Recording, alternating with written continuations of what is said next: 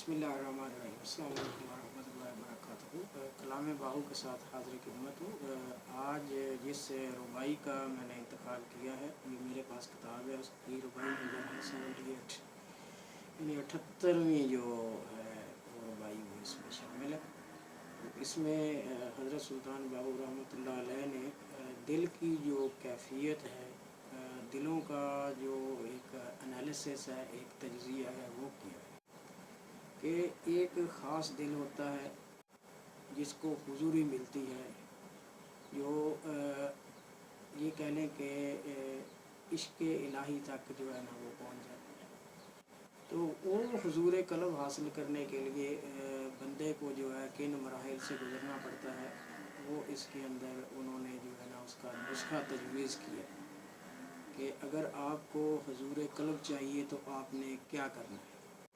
تو ان کا جو اصل کنٹینٹ ہے وہ پنجابی زبان کے اندر ہے، اس کو دیکھتے ہیں۔ انہوں نے اس میں جو ہے نا وہ کیا فرمایا، لکھتے ہیں کہ دال دلے وچ دل جو آکھے 100 دلدار دلیلوں، دل دا دور اگوں ہو کچے کثرت خنو کلیلوں، قلب کمال جمالوں جسموں جوہر جا جلیلوں، قبلہ قلب منور باہو قلبت خاص خلیلوں۔ کہ اگر آپ اپنے دل کو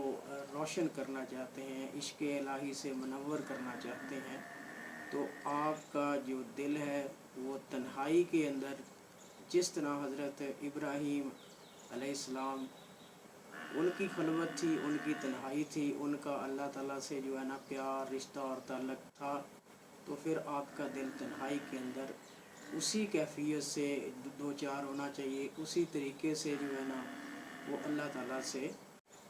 جڑا ہونا چاہیے کہ جس طرح حضرت ابراہیم خلیل اللہ ان کا جو دل ہے وہ اللہ تعالیٰ سے جڑا ہوا تھا۔ تو تب جا کے آپ کو جو قلب کمال ہے وہ ملے گا، ایک جو خوبصورتی ہے وہ ملے گی، ایک جو ہے نا وہ جوہر سامنے آئے گا، اور ایک اعلیٰ مقام جو ہے وہ ملے گا، اور آپ کا دل جو ہے وہ منور ہو جائے گا۔ اس کے علاوہ ہزارہا دنیا ہے، ہر بندے کے جو ہے نا وہ جسم کے اندر دل ہے، لیکن ایک خاص دل حاصل کرنے کے لیے آپ کو حضرت ابراہیم خلیل اللہ کی پیروی کرنا پڑے گی۔ تو یہ ایک مختصر سا پیغام تھا ان کا، مختصر تو نہیں، میں تو اس کو جو ہے نا وہ بڑا جامع قسم کا جو ہے نا وہ پیغام کہوں گا۔ ہم میں سے ہر بندے کی یہ ہوتی ہے کہ سوچ ہوتی ہے کہ میرا جو ہے نا وہ اللہ تعالیٰ سے جو ہے نا وہ ایک رشتہ جڑ جائے،